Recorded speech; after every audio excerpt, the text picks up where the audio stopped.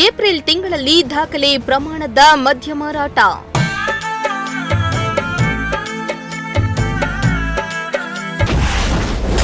ಸರ್ಕಾರದ ಬೊಕ್ಕಸಕ್ಕೆ ಹರಿದು ಬಂತು ಸಾವಿರಾರು ಕೋಟಿ ಆದಾಯ.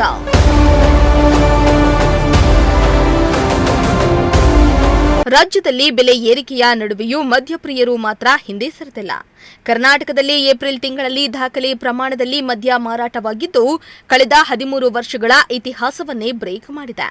ಅಬಕಾರಿ ಇಲಾಖೆಯ ದಾಖಲೆ ಪ್ರಕಾರ ಒಂದೇ ತಿಂಗಳಲ್ಲಿ ಇಷ್ಟೊಂದು ಪ್ರಮಾಣದ ಮದ್ಯ ಮಾರಾಟವಾಗಿರುವುದು ಇದೇ ಮೊದಲು ಎನ್ನಲಾಗ್ತಾ ಇದೆ.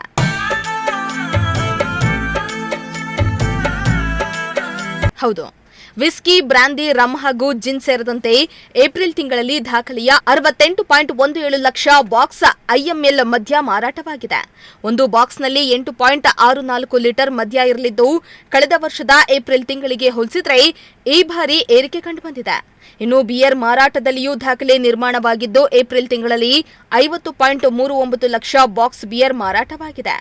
ಒಂದು ಬಾಕ್ಸ್ನಲ್ಲಿ 7.80 ಲೀಟರ್ ಬಿಯರ್ ಇರಲಿದ್ದು, ಕಳೆದ ವರ್ಷ ಇದೇ ಅವಧಿಯಲ್ಲಿ 41.60 ಲಕ್ಷ ಬಾಕ್ಸ್ ಮಾರಾಟವಾಗಿತ್ತು. ಈ ಬಾರಿ ಶೇಕಡಾ 21.13ರಷ್ಟು ಬೆಳವಣಿಗೆ ದಾಖಲಾಗಿದೆ.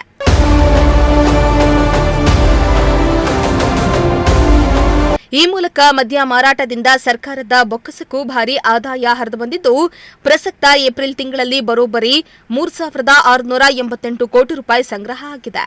ಅಲ್ಲದೆ ಕಳೆದ ವರ್ಷ ಇದೇ ಅವಧಿಯಲ್ಲಿ 2,904 ಕೋಟಿ ರೂಪಾಯಿ ಆದಾಯ ಬಂದಿತ್ತು ಎನ್ನಲಾಗ್ತಾ ಇದೆ.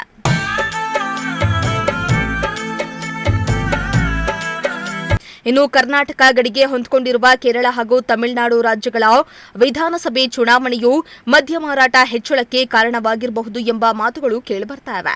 ಮತದಾನಕ್ಕೂ ಮುನ್ನ ಆ ರಾಜ್ಯದಲ್ಲಿ ಮದ್ಯ ಮಾರಾಟ ನಿಷೇಧಿಸಲಾಗಿದ್ದ ಹಿನ್ನೆಲೆ ಗಡಿ ಭಾಗದಲ್ಲಿ ಹೆಚ್ಚಿನ ಪ್ರಮಾಣದಲ್ಲಿ ಮದ್ಯ ಮಾರಾಟವಾಗಿರಬಹುದು ಎಂದು ಅಂದಾಜಿಸಲಾಗಿದೆ.